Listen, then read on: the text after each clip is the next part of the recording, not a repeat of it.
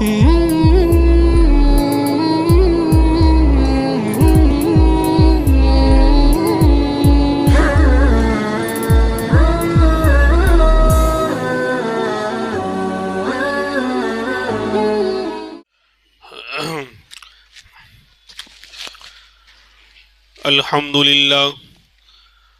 لله كفى وسلام على عباده الذين اصطفى أما بعد فأعوذ بالله من الشيطان الرجيم بسم الله الرحمن الرحيم إنما إلهكم إله واحد وقال الله تبارك وتعالى قل هو الله أحد الله الصمد لم يلد ولم يولد ولم يكن له كفوا أحد اللهم صل على سيدنا محمد وعلى آل سيدنا محمد وبارك وسلم اللهم صل على سيدنا محمد وعلى آل سيدنا محمد وبارك وسلم اللهم صل على سيدنا محمد وعلى آل سيدنا محمد وبارك وسلم.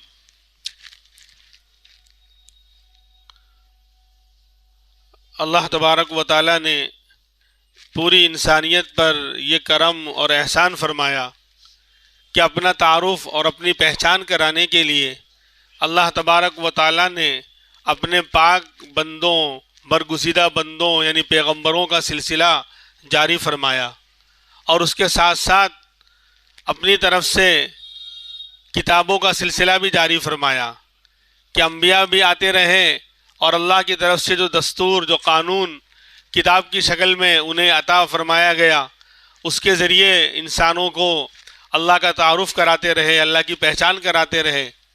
لیکن اگر اللہ یہ سسٹم مان لو کہ جاری نہ فرماتا، یعنی انبیاء کو نہ بھیجتا اور اسی طرح کتابیں نازل نہ فرماتا، تو بھی مسئلہ یہی لکھا ہے کہ انسانوں کو اللہ تبارک و تعالیٰ نے جو عقل سلیم عطا فرمائی ہے، جو شاندار سمجھنے کی صلاحیت عطا فرمائی ہے کہ اچھے برے کی وہ تمیز کر سکتا ہے. عقل اتنی بڑی دولت ہے، اتنی عظیم الشان نعمت ہے کہ اس کے ذریعے انسان اچھے برے میں تمیز کر سکتا ہے، اپنا نفع اپنا نقصان پہچان سکتا ہے، دنیا میں اسے کیا کرنا ہے اور کیا نہیں کرنا ہے. اسی عقل سلیم کے ذریعے انسان ہر راستہ اختیار کرتا ہے.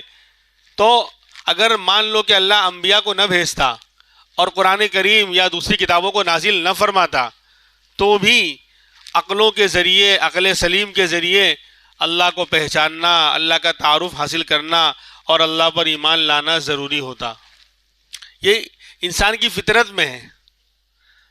ایک خدا کا اقرار اور اس کائنات کا بنانے والا کوئی ہے اور وہ ہمارا رب ہے، یہ گویا انسان کی فطرت میں اللہ نے رکھ دیا ہے.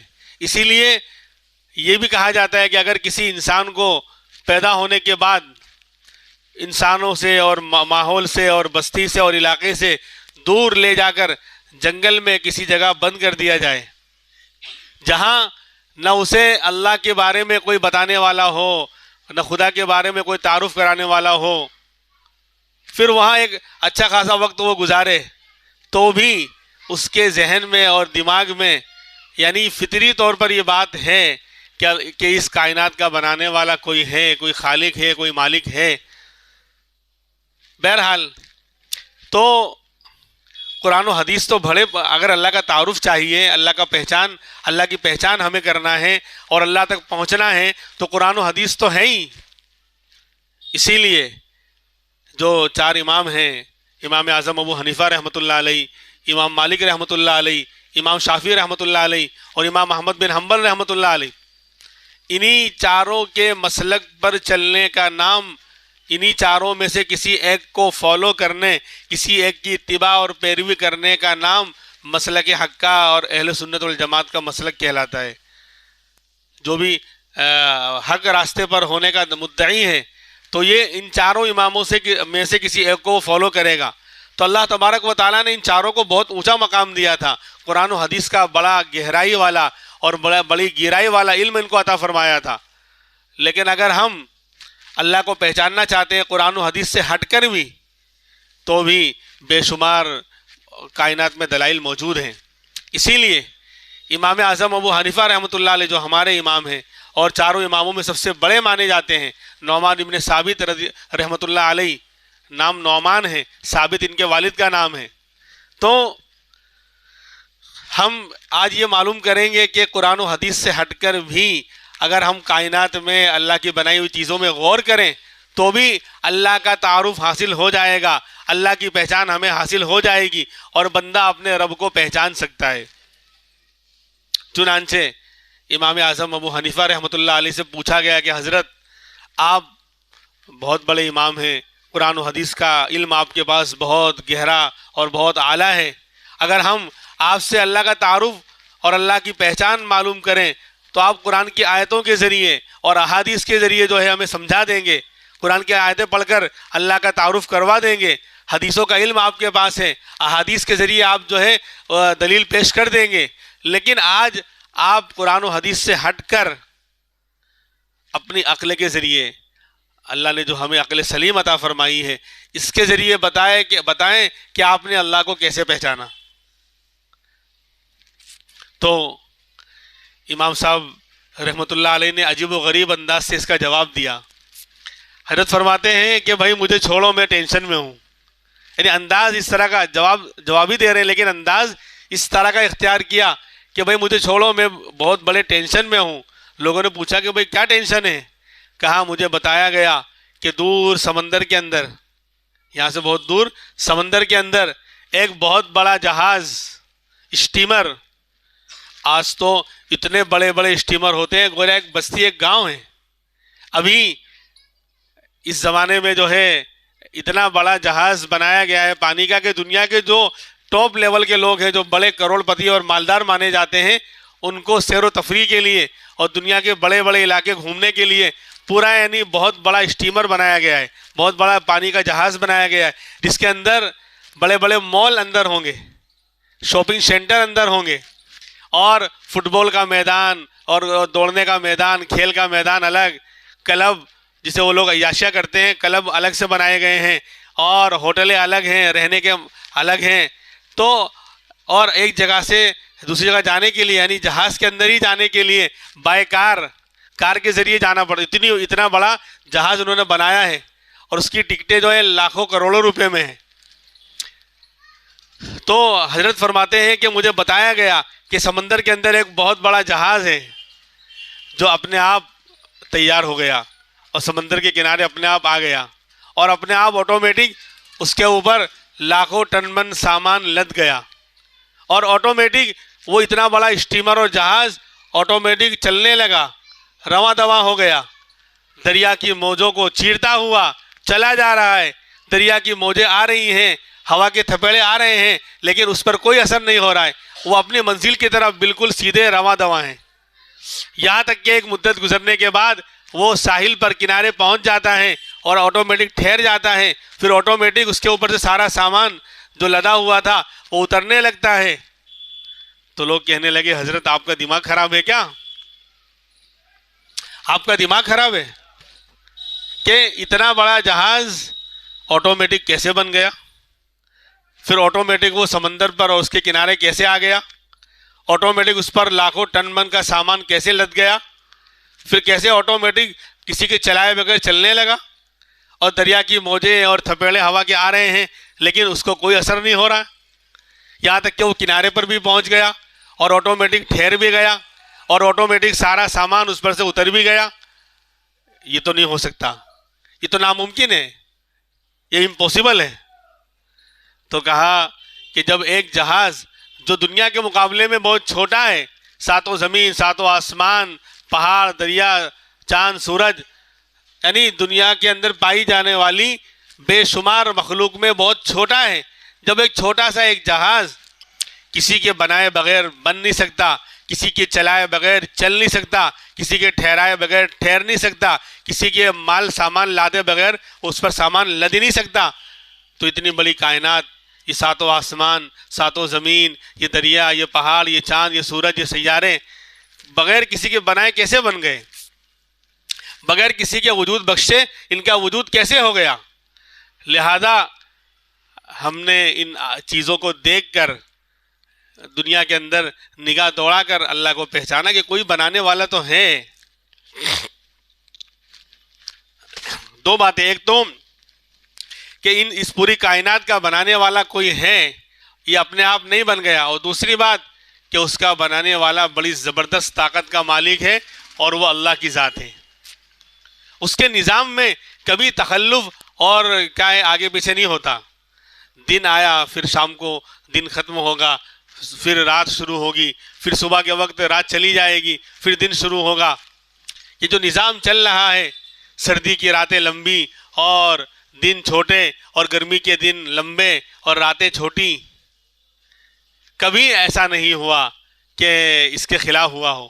یہ رات ہی رات، بولے اب نہیں بنے گی بات، اب نہیں بنے گی دن کی بات، اب تو آئے گی ہمیشہ رات ہی رات، ایسا نہیں۔ اللہ کا ایک نظام، اللہ جو چاہ رہے ہیں اور جس طرح چاہ رہے ہیں اللہ چلا رہے ہیں۔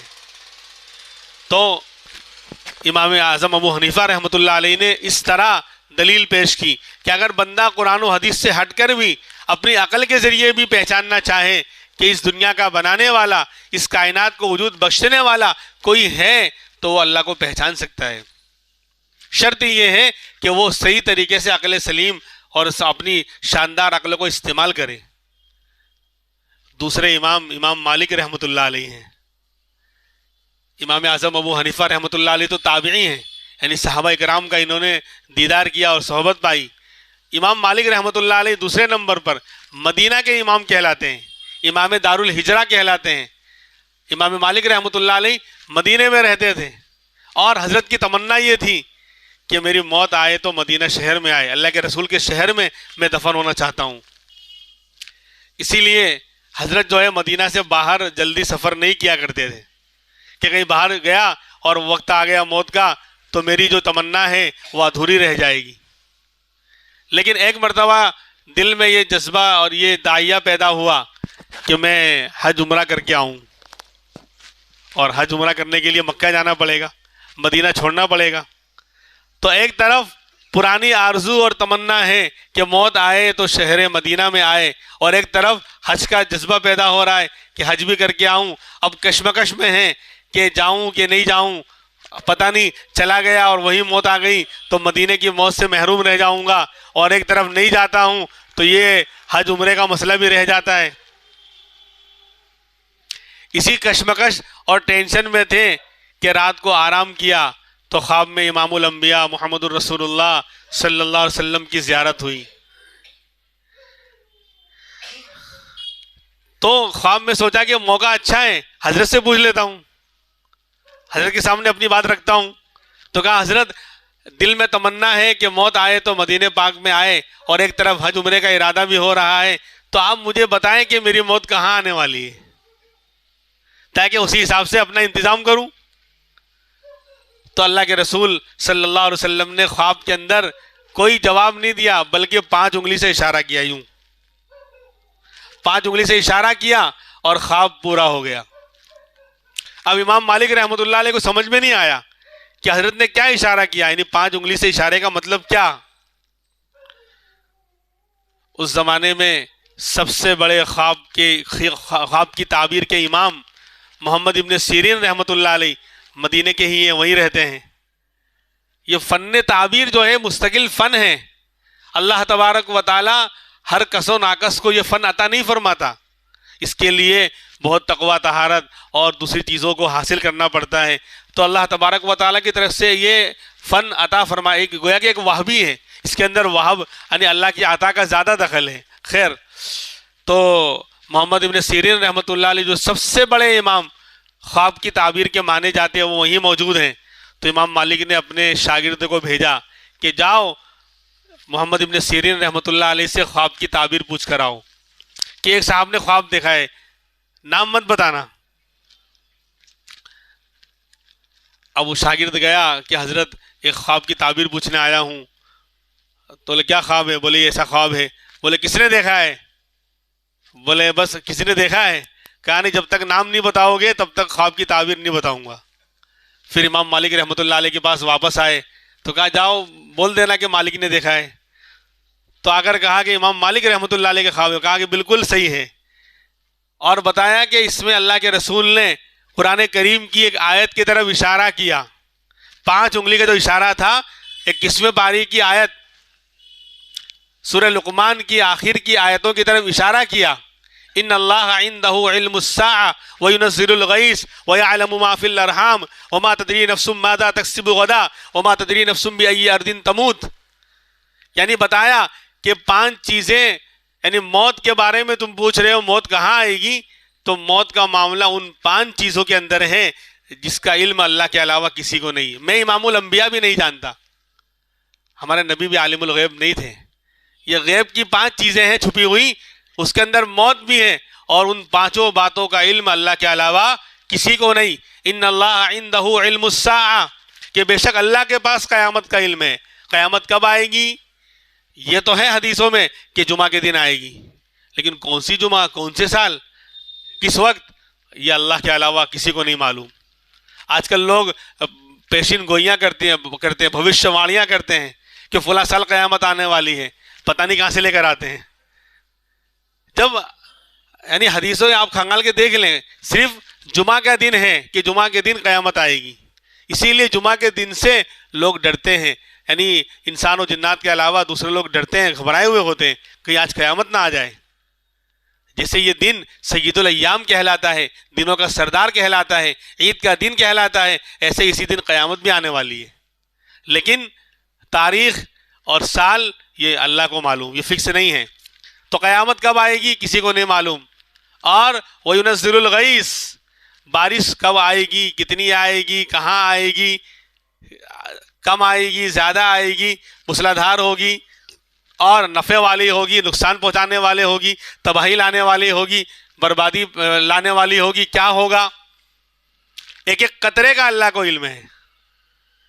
وَيُنَزِّلُ الْغَيْثِ، اور وَيَعْلَمُ مَا فِي الْأَرْحَامِ، تیسری چیز کہ ماں کے پیٹ میں کیا ہے، ماں کے پیٹ میں کون ہے، نہیں کیا ہے. آج کل الٹرا ساؤنڈ کے ذریعے اور مشینوں کے ذریعے یہ لوگ تو پتہ لگا لیتے ہیں کہ بیبی ہے کہ بابا ہے، لڑکا ہے کہ لڑکی ہے، لیکن مسئلہ اس کا بھی نہیں ہے. اور اگر چلو پتہ لگا لیا تو تم نے مشین کے ذریعے پتہ لگایا. میرا رب بغیر کسی آلے کسی چیز کے ہر چیز کو جانتا ہے، یعنی پیٹ میں کیا ہے. اور دوسری بات یہاں پر ہے کہ یہ نہیں کہا کہ ماں کے پیٹ میں کون ہے، لڑکا یا لڑکی، کیا ہے، یعنی لڑکا ہو کہ لڑکی جو بھی ہو، وہ پہلی بات کہ دنیا میں آئے گا بھی کہ نہیں آئے گا، ابھی تو پیٹ میں ہے. صحیح سلامت اس کا وجود دنیا میں ہوگا یا نہیں ہوگا. پھر دنیا میں آنے کے بعد اس کی لائف کتنی ہوگی، زندگی کتنی ہوگی، کالا ہوگا، گورا ہوگا، لمبا ہوگا، موٹا ہوگا، پتلا ہوگا، تیز دماغ کا ہوگا یا بدھو پاگل ہوگا، نیک ہوگا، برا ہوگا، مومن ہوگا، کافر ہوگا. وَيَعْلَمُ مَا فِي الْأَرْحَامِ، جو کچھ بھی ہے ماں کے پیٹ میں میرے رب کو پہلے سے سب معلوم ہے کہ اس کا یہ مکمل طور پر سارے اعضاء صحیح سلامت لے کر دنیا میں آئے گا یا معذور پیدا ہوگا. ہاں، اس فیکٹری میں اگر معذور ہو کر دنیا میں آیا ہے تو دنیا کی فیکٹریاں اس کو 2 ہاتھ نہیں دے سکتے. اگر بغیر ہاتھ کے دنیا میں آ گیا، بغیر پیر کے دنیا میں آ گیا، بغیر آنکھ اور روشنی کے دنیا میں آ گیا تو دنیا کے لوگ یہ چیزیں عطا نہیں، مصنوعی لگا سکتے ہیں لیکن اوریجنل ہاتھ اور آنکھیں اس کو نہیں دے سکتے. تو بہرحال اللہ کو سب معلوم. وَيَعْلَمُ مَا فِي الْأَرْحَامِ، ماں کے پیٹ میں کیا ہے، کون ہے، نہیں کیا ہے، وہ جو بھی ہو، لڑکا ہو کہ لڑکی، اچھا ہوگا، برا ہوگا، سعادت مند ہوگا، بدبخت ہوگا، کافر ہوگا، مسلمان ہوگا، چھوٹا ہوگا، بڑا ہوگا، لمبا ہوگا، پتلا ہوگا، کیا ہوگا، موٹا ہوگا، اور پھر تیز دماغ کا ہوگا کہ نرم مزاج کا ہوگا، کیا ہوگا، سب اللہ کو معلوم. یہ تیسری چیز. اور وما تدری نفس ماذا تکسب غدا، آئندہ کل انسان کیا کرے گا کسی کو نہیں معلوم. پلان تو ہم بناتے ہیں کہ آج جو ہے 5 تاریخ کو 5/1/24 کو میں صبح سے شام تک اتنے کام کروں گا. بہت سے لوگ پورا نظام الاوقات اور شیڈول طے کرتے ہیں کہ یہاں جانا ہے، پھر یہاں جانا ہے، پھر یہاں جانا ہے، پھر یہاں میٹنگ ہے، پھر یہ کرنا ہے. 10 کام لکھ لیے صبح سے لے کے شام تک، رات تک.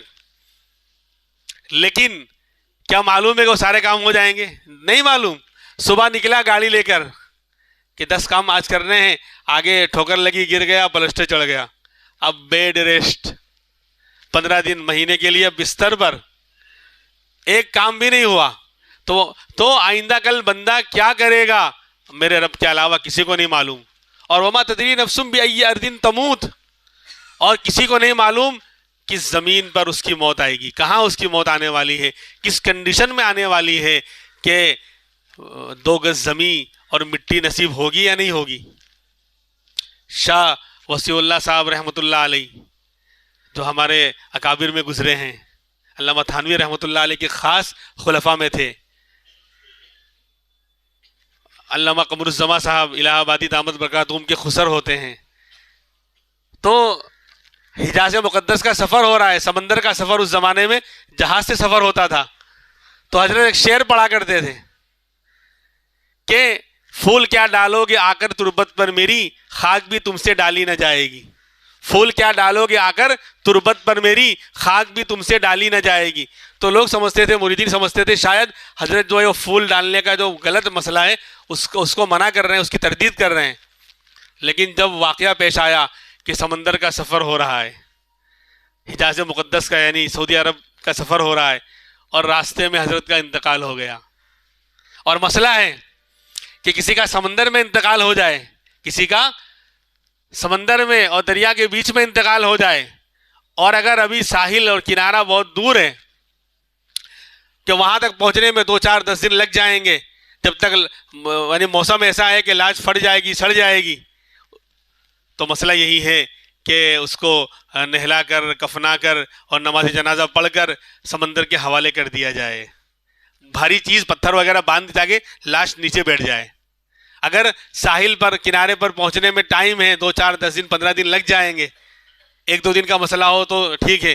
جب تک لاش کے سڑنے اور خراب ہونے کا خطرہ ہے، اتنا دور ہے ساحل، تو مسئلہ یہی ہے کہ وہیں پر جہاز پر ہی اس کو نہلایا جاوے، کفنایا جاوے، اور نماز پڑھ کر جو ہے بھاری پتھر وغیرہ باندھ کر سمندر کے حوالے کر دیا جائے. تو حضرت کے ساتھ یہی معاملہ ہوا کہ نماز جنازہ پڑھ کر، کفنا کر، دفنا کر وہیں پر چھوڑ دیا گیا سمندر کے اندر. پھر لوگوں کو سمجھ میں آیا، جو شعر پڑھا کرتے تھے کہ اللہ والوں کو اللہ پہلے سے بتا دیا کرتا ہے کہ پھول کیا ڈالو گے آ کر تربت پر میری، خاک بھی تم سے ڈالی. جب مجھے مٹی ملنے والی ہی نہیں ہے تو میری قبر پر مٹی کہاں سے ڈالو گے؟ پھول ڈالنا تو دور کی بات، مٹی بھی ڈالی نہ جائے گی. تو بعد میں پتا چلا کہ یہ حضرت کے شعر کا مطلب یہ تھا. تو بہرحال 5ویں چیز یہ ہے کہ انسان کی موت کہاں آئے گی کسی کو نہیں معلوم. اور 2 چیزیں انسان کو کھینچتی ہیں، 2 چیزیں انسان کو کھینچتی ہیں. ایک اس کا رزق اس کو کھینچتا ہے. جس دانے دانے پر اور جس کھانے کھانے پر ہمارا اور آپ کا نام لکھا ہوا ہے، وہاں تک وہ کھانا ہم تک پہنچ کر رہے گا یا ہم اس کھانے تک پہنچیں گے، چاہے بہانہ کوئی بھی ہو، کسی بھی بہانے سے پہنچے گا لیکن پہنچے گا ضرور. جب تک میرے مقدر کا رزق باقی ہے مجھے موت نہیں آئے گی. اور جہاں میرا رزق لکھا ہوا ہے، جہاں آپ کا رزق لکھا ہوا ہے، آپ وہاں جاؤ گے، کسی بھی طرح پہنچو، کوئی بھی بہانہ ہو. پیر صاحب دامت برکاتہم، پیر ذوالفقار نقشبندی دامت برکاتہم اپنا واقعہ بیان کرتے ہیں کہ ایک مرتبہ پڑوس کے ملک میں پروگرام کے لیے، بیان کے لیے سفر ہوا بائے کار. 4-5 گھنٹے کا سفر تھا. تو بولے ہم کار میں سوار ہو کے نکلے. جب گاڑی ہائی وے پر آئی تو ایسا لگا کہ کار کے نیچے کوئی چیز ٹکرائی ہے، زور سے آواز آئی. ہم نے اتر کے دیکھا تو کچھ نظر نہیں آیا. بولے ہوگا کچھ، چلو آگے گئے. 1 گھنٹہ 1.5 گھنٹہ سفر کرنے کے بعد، 50 60 70 کلومیٹر جانے کے بعد، اب گاڑی میں پیٹرول ڈالنے کے لیے ہم نے گاڑی روکی، پیٹرول پمپ پر گاڑی روکی. تو دیکھا کہ گاڑی کے نیچے کے حصے میں ایک کتا بیٹھا ہوا ہے، وہی ٹکرایا تھا نکلتے وقت. فری میں یعنی 70 کلومیٹر کا سفر فری میں کر کے آیا ہے. گاڑی کے نیچے کے حصے میں وہ اس طرح بیٹھ گیا کہ فری میں جو اتنا لمبا سفر کر کے آیا. پھر وہاں سے وہ نکلا اور پیٹرول پمپ کے بازو میں کوئی بکری مردار پڑی ہوئی تھی، مری ہوئی، جنگل ہے، تو جا کے اس کو کھانے لگا. تو کہا دیکھو اللہ نے اس کا رزق یہاں پر لکھا تھا تو فری میں بائے کار سفر کر کے آیا اور اپنا رزق یہاں پر حاصل کر رہا ہے. تو انسان کا رزق اور اس کا کھانا اس کو اپنی طرف کھینچتا ہے. بندہ وہاں تک جا کر رہے گا بہانہ کچھ بھی ہو. تو ایک تو انسان کا رزق اس کو کھینچتا ہے، دوسرا اس کی موت اس کو کھینچتی ہے. حضرت سلیمان علیہ السلام جو اللہ کے بڑے پیغمبر ہیں اور اللہ تبارک و تعالیٰ نے پوری دنیا پر حکومت دی تھی، ایسی حکومت اور ایسی سلطنت اللہ نے کسی کو عطا نہیں فرمائی. رب ہب لی ملکا لا ینبغی لأحد من بعدی، دعا مانگی تھی، اللہ مجھے ایسی حکومت ایسی سلطنت عطا فرما کہ میرے بعد کسی کے لیے نہ ہو. تو ہواؤں پر حکومت، پرندوں پر، چرندوں پر، یہاں تک کہ جناتوں پر حکومت. وعلمنا منطق الطیر، پرندوں کی بولیاں بھی جانتے تھے، ان سے بات کرتے تھے. جناتوں پر حکومت، ہوا پر حکومت، کہ اپنے سارے درباریوں کے ساتھ کرسی لگا کر بیٹھ جاتے، ہوا کو حکم دیتے، ہوا اڑا کر لے جاتی. پورے پارلیمنٹ کے ساتھ، کرسیوں کے ساتھ جتنے وزیر اور نیتا ہوتے تھے ساتھ میں، سب کو ایک ساتھ اڑا کر لے جاتی. غدوہا شہر ورواہا شہر. 16 بیوی کی کہانی نہیں بیان کر رہا ہوں، بولے ایسا ہوتا ہوگا، شاید ایسا کبھی ہوا ہوگا. یقیناً قرآن کی آیت ہے کہ ہوا اتنا اڑا کر لے جاتی کہ صبح سے لے کے دوپہر تک وہاں پہنچا دیتی جہاں تک پہنچنے میں تیز رفتار گھوڑا 1 مہینہ لگاتا ہے. تیز رفتار گھوڑا دوڑتا رہے 1 مہینے میں جہاں پہنچے گا صبح سے لے کے دوپہر تک ہوا اڑا کر اتنی تیز رفتاری کے ساتھ وہاں پہنچا دیا کرتی تھی. پھر جو کام کرنا ہوتا وہاں کرتے، اس کے بعد پھر حکم دیتے واپس لے چل. ورواہا شہر، تو شام کو وہیں واپس لے آتی، یعنی گھر پر جہاں سے چلے تھے وہیں واپس. تو ایسی حکومت عطا فرمائی تھی. تو ایک مرتبہ آپ کا دربار لگا ہوا تھا، سارے لوگ بیٹھے ہیں، ایک اجنبی آیا، اجنبی شخص. وہ آ کر ان کے ایک منتری کو اور ایک نیتا کو گھور گھور کے دیکھ رہا ہوں، آنکھ پھاڑ پھاڑ کے. اب وہ گھبرا رہا ہے کہ ہے کون، مجھے ہی گھور کے دیکھ رہا ہے. تھوڑی دیر گھورنے کے بعد وہ چلا گیا.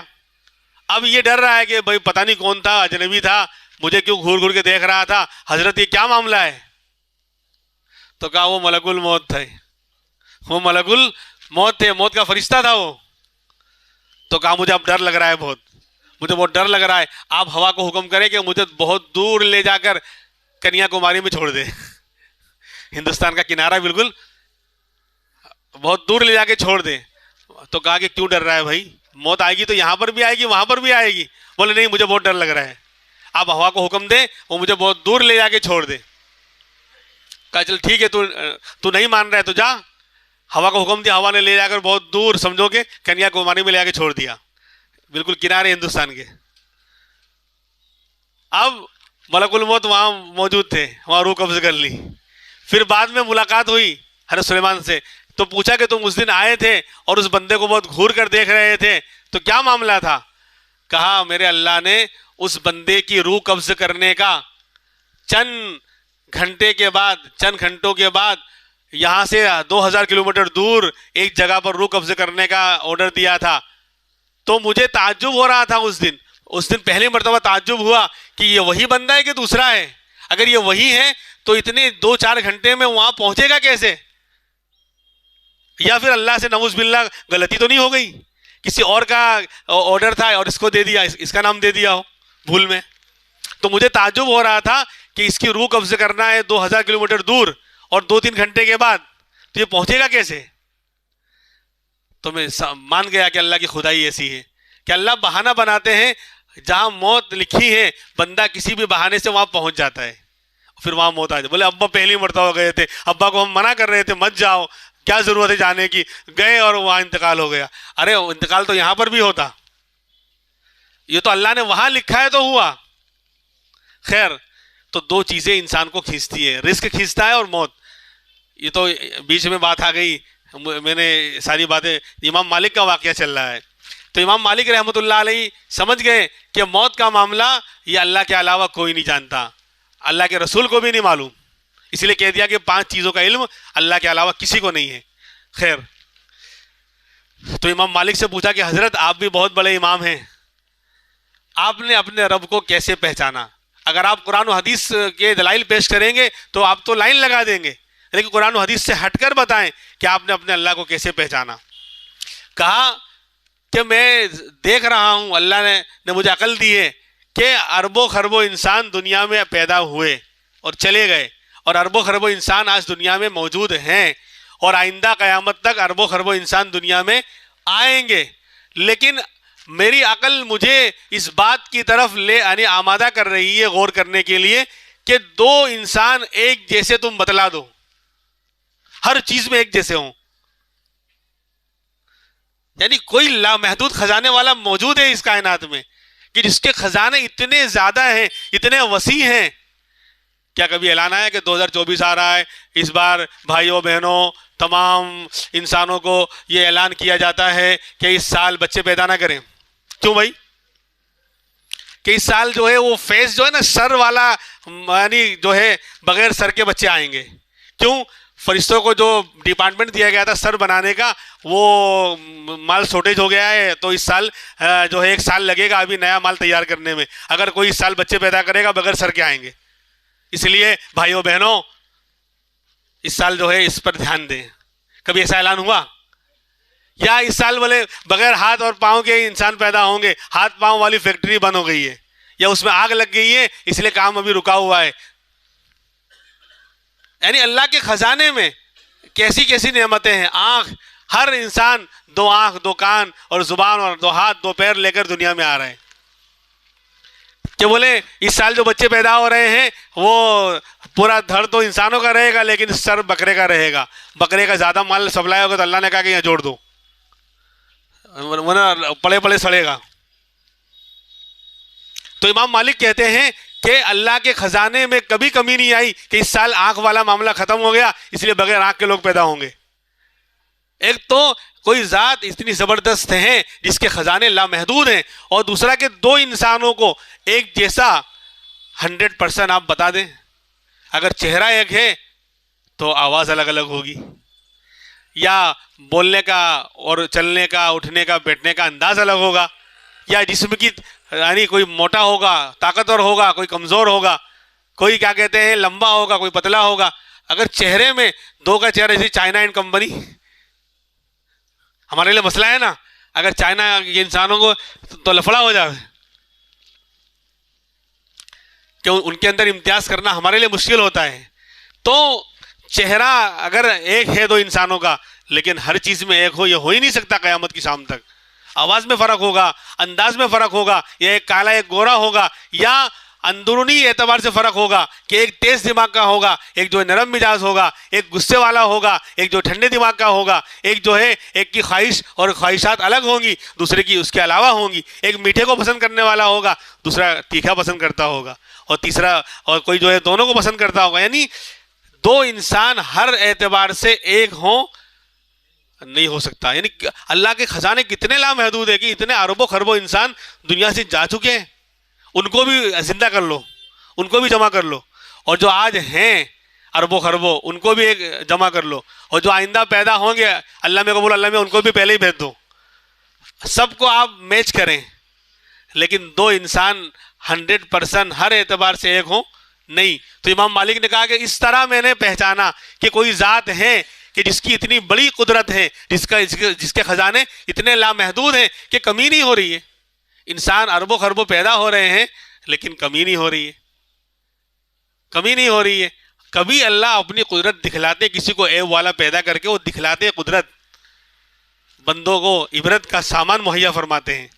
بھائی کسی کے گھر میں جو ہے کوئی نقص والا اور عیب والا بچہ پیدا ہو گیا، عجیب و غریب شکل والا بچہ پیدا ہو گیا، کبھی ہوتا ہے ایسا، تو وہ اللہ اپنی قدرت دکھلاتے کہ دیکھو میں چاہوں تو اس طرح بھی کر سکتا ہوں. لیکن اس کا مطلب یہ نہیں کہ اس کے خزانے ختم ہو گئے اب عیب والے بچے پیدا ہوں گے، وہ تو قدرت دکھلاتے کبھی اللہ. تو امام مالک رحمۃ اللہ علیہ نے فرمایا کہ اس طرح میں نے اپنے اللہ کو پہچانا کہ کوئی ذات ہے اتنی پاورفل، اتنی جو ہے ہر چیز پر قدرت رکھنے والی کہ کبھی اس کے اندر انسان کو پیدا کر رہے تو انسان ہی پیدا ہوگا، انسان کے گھر میں انسان کا بچہ پیدا ہوگا، بکری کے یہاں کتا نہیں، کتے کے یہاں بھینس نہیں، اور بھینس کے یہاں مگرمچھ نہیں، مگرمچھ کے یہاں کوئی دوسرا جانور نہیں. اللہ نے جو نظام بنایا ہے اس کے اندر کبھی تخلف اور آگے پیچھے نہیں ہو رہا ہے. تو یہ 2 اماموں کا حال، امام شافعی رحمۃ اللہ علیہ رہ گئے اور امام احمد بن حنبل بھی رہ گئے. انشاءاللہ آئندہ ہفتے ان دو حضرات سے ملاقات کریں گے. دونوں استاد شاگرد ہیں, انشاءاللہ ان سے ملاقات آئندہ ہفتے ہوگی. اللہ تبارک و تعالی ہمیں اپنا تعارف اور اپنی پہچان نصیب فرمائے. آج سب سے زیادہ اس بات کو جو ہے پیدا کرنے کی ضرورت ہے. مسلمانوں میں عقیدے کی یہ کمزوریاں مسلمانوں کو ذہنی ارتداد کی طرف, بلکہ بہت سے لوگوں کو تو عملی اور عقیدے کے اعتبار سے ارتداد کی طرف لے جا رہے ہیں. اسلام بہت سے لوگ چھوڑ رہے ہیں. کیوں؟ قرآن و حدیث سے جو ہے دور ہو گئے. اللہ کی باتوں سے جس سے ایمان بڑھتا ہے, اللہ کا تعارف حاصل ہوتا ہے, اللہ کی طاقت اور قدرت کا پتہ چلتا ہے کہ میرا رب ہر چیز پر ان اللہ علی کل شیء قدیر ہے. اس کی طاقت کے آگے دنیا والوں کی طاقتیں نہیں چلنے والی. اس کے فیصلے کے آگے الا لہ الخلق والامر, الا لہ الخلق والامر, کہ پیدا کرنے کی طاقت اللہ کی ہے اور آرڈر بھی اسی کا چلے گا. جب ان باتوں کو, قرآن و حدیث کی ان واقعات کو ہم نہیں سنتے, ہمارے اندر اللہ کا تعارف نہیں ہوتا, اللہ کی پہچان نہیں ہوتی. اور جب اللہ کی پہچان نہیں ہوتی تو اللہ کون ہے, اللہ کی طاقت کیا, اللہ کی قدرت کیا, آج مسلمان نہیں جان رہا. اسی لیے غیروں کی طاقت سے ڈر رہا ہے اور غیروں کی ڈر اور خوف اور کی بھول بھلیا میں زندگی گزار رہا ہے. اسی لیے ایمان کمزور ہو رہا ہے. اسی لیے جو ہے اللہ سے بیزاری اور دوری پیدا ہوتے جا رہی ہے. اور آج کل کے جو حالات اور آئندہ جو حالات آنے والے ہیں, اس میں جو بندہ جس کا تعلق اللہ سے جتنا مضبوط ہوگا, جتنا اس کا عقیدہ پختہ ہوگا, اتنا وہ ان حالات کو فیس کر پائے گا, ان حالات کا مقابلہ کر پائے گا, اور ان حالات کے مقابل میں پہاڑوں کی طرح جم کر مقابلہ ان کا کر پائے گا. ورنہ بہت سے لوگ ڈگمگا جائیں گے, ایمان کا سودا کر دیں گے, ایمان سے ہاتھ دھو بیٹھیں گے. اس لیے بہت ضروری ہے کہ ہم جھوٹی بھول بھلیا سے نکلیں. میں بار بار کہتا ہوں کہ انٹرنیٹ ہے اور جو خبریں ہیں, واقف رہنا اچھی بات ہے, واقف ہونا چاہیے, معلومات ہونی چاہیے, لیکن اسی جھوٹی بھول بھلیا میں اسی کے ہو کر رہ جاؤ اور اپنا اصل مقصد فوت کر دو کہ ہمیں کرنا کیا ہے. بزدلی والی خبریں سن کر اسی کو سینڈ کر رہے ہیں, اسی کو سن رہے ہیں. 10 جگہ واٹس ایپ پر آ گیا, پھر بھی دیکھ رہے ہیں, پھر بھی سینڈ کر رہے ہیں. اور وہ تو چاہتے ہی ہیں کہ یہ لوگ یعنی ان کے اندر بزدلی پیدا ہو, احساس کمتری پیدا ہو, اللہ سے بیزاری پیدا ہو, عقیدہ ان کا کمزور ہو, اللہ سے یہ لوگ دور ہو جائیں, قرآن و حدیث سے دور ہو جائیں. تو پھر ان کی ہوا نکل جائے گی, ان کی جو ہے ہوا نکل جائے گی, ان کا ایمان چھین لیا جائے گا, پھر ہم جو چاہے کر سکتے ہیں. اس لیے ہمیں ان جھوٹی بھول بھلیا سے نکلنا ہوگا, خوف اور ہراس اور احساس کمتری کے ماحول سے نکلنا ہوگا, اللہ کا تعلق مضبوط کرنا ہوگا. اللہ رب العزت ہمیں اپنا تعلق اور اپنا تعارف اچھی طرح حاصل کرنے کی توفیق عطا فرمائے. وآخر دعوانا ان الحمد للہ رب العالمین.